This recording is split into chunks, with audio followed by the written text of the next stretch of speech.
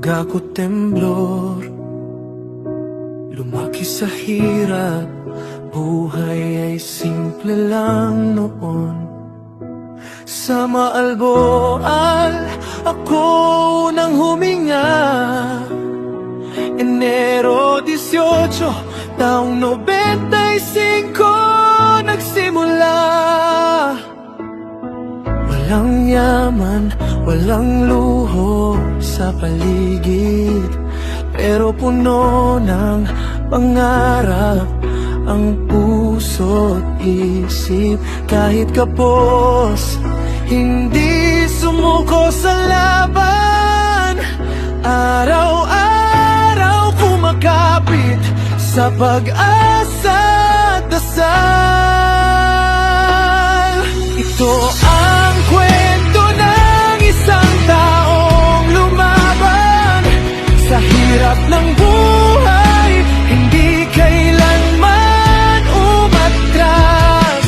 Kahit gaano kahirap ang daan, patuloy na babangon, pangarap ay makakamtan.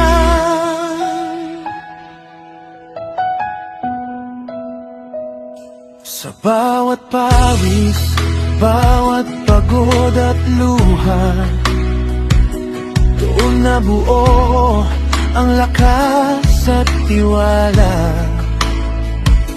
Hindi man madali ang bawat hakbang, pero alam kong may patutunguhan.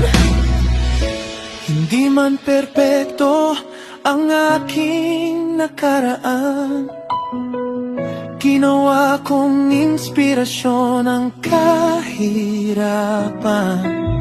Ngayon ay patuloy pa rin sa laban, dahil ang pangarap ko'y hindi basta iiwan. Ako si Ninyo,